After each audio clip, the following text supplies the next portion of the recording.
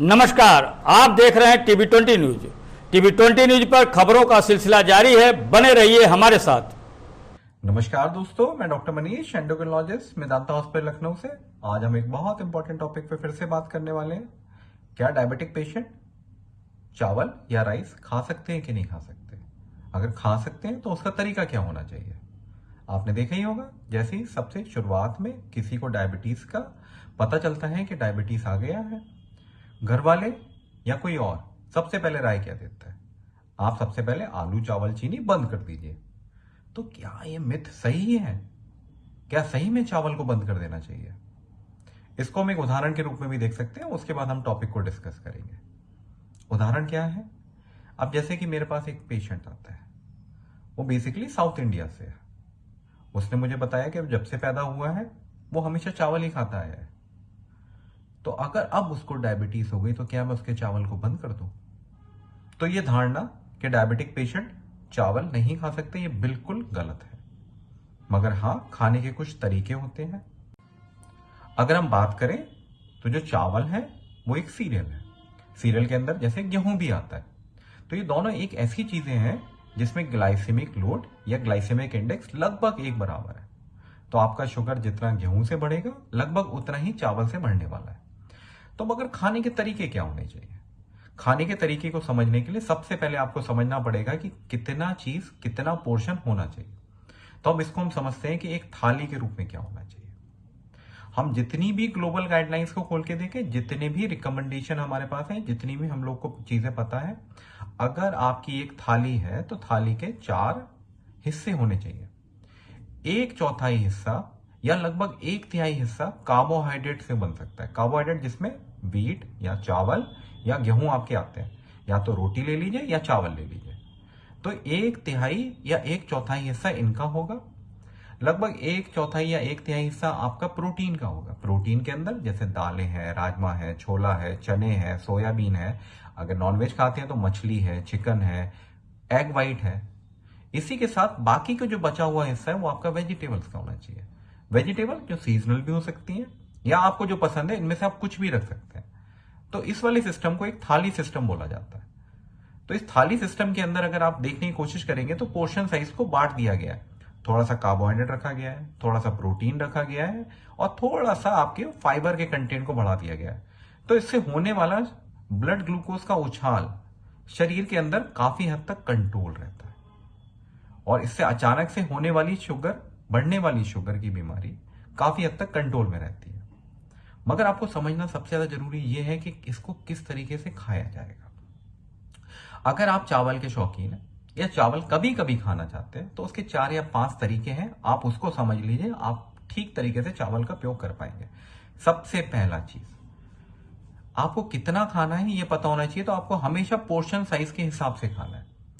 जैसे हम रोटी की बात करें तो रोटी लगभग 25 ग्राम आटे से बनती है। तो 2 रोटी एक डाइट में हम लोग बोलते हैं कि ठीक ठाक है। तो अगर आप एक प्लेट में खा रहे हैं तो 1/4 हिस्सा लगभग चावल आप खा सकते हैं।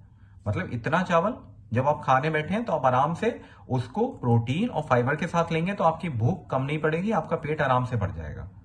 क्योंकि चावल ऐसे भी सैटिस्फैक्शन या फिर भूख को असर कम कर देता है। बाद में जाके पेट में ऐसा लगता है कि अब मेरी भूख खत्म हो चुकी है। तो कई लोग ये बोलते हैं कि चावल खाने से मुझे पेट भरा भरा सा लगता है।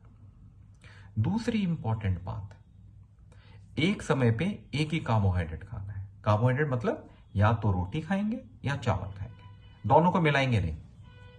और कभी ऐसा लग रहा है कि नहीं मुझे आज दोनों खाना है, तो रोटी फिर एक कर दीजिए, थोड़ा सा चावल ले लीजिए, या पूरी रोटी अवॉइड कर लीजिए, चावल खा लीजिए। जिस समय चावल खाएंगे उस समय रोटी नहीं, जिस समय रोटी खाएंगे उस समय चावल नहीं। ये दूसरा सबसे अच्छा तरीका है। तीसरा तरीका, जब भी आप चावल बना रहे हैं कोशिश करिए कि उसका जो ऊपर का पानी होता है, जिसको मांड बोलते हैं, उसको हटा दीजिए। उसमें बहुत ज्यादा स्टार्च होता है। स्टार्च एक ऐसी चीज है जिसमें कार्बोहाइड्रेट का लोड बहुत ज्यादा है। जितना कार्बोहाइड्रेट का लोड शरीर में या आपके खाने में ज्यादा रहेगा, उतना ही आपका ब्लड ग्लूकोज या शुगर ज्यादा जाएगा। तो मांड को निकाल दीजिए। चौथी इंपॉर्टेंट चीज, कुछ टाइप ऑफ चावल आते हैं। टाइप ऑफ चावल कहने का मतलब एक व्हाइट राइस है, ब्राउन राइस है, ब्लैक राइस है, रेड राइस है, अलग बासमती राइस है। ये सब अलग अलग वेराइटीज है राइस की। जो बासमती राइस है उसका जो लोड है शुगर मतलब ब्लड ग्लूकोज बढ़ाने का वो काफी हद तक कम है। तो कोशिश करिए व्हाइट राइस की जगह आप बासमती राइस या कोई दूसरा राइस लीजिए जिसमें ग्लाइसेमिक इंडेक्स थोड़ा सा कम हो। 5वां तरीका सबसे इंपॉर्टेंट, कभी भी पॉलिश्ड राइस को मत लीजिए। पॉलिश्ड राइस जैसे ही बनाते हैं वो लोग तो उसका ऊपर का जो हिस्सा होता है जिसको ब्रेन बोलते हैं वो हटा दिया जाता है और वो सबसे अच्छा कंटेंट है फाइबर्स का। तो आपके खाने में जितनी फाइबर की मात्रा ज्यादा रहेगी उतना ही आपका ब्लड ग्लूकोज का फ्लक्चुएशन या रैपिड राइज होने की टेंडेंसी कम रहेगी। और एक और तरीका खाने का सबसे इंपॉर्टेंट, जब भी आप राइस खाने वाले हैं तो उसको बाकी चीजों के साथ मिला दें। जैसे कि आप खाने बैठे हैं तो उसको दाल के साथ खाइए, वेजिटेबल्स के साथ खाइए, सांबर के साथ खाइए। तो कई लोग मुझे पूछते हैं कि साउथ इंडिया वाले तो इतने ज्यादा चावल खाते हैं तो क्या शुगर का बीमारी उधर बहुत ज्यादा होता है? खाने का तरीका होता है उन लोगों का। खाने का तरीका वो मील साइज को पोर्शन के हिसाब से, आपने कभी देखा होगा सांबर में इतने सारे वेजिटेबल्स हैं, इतनी दाल है, उसके बाद वो थोड़ा सा चावल का पोर्शन है।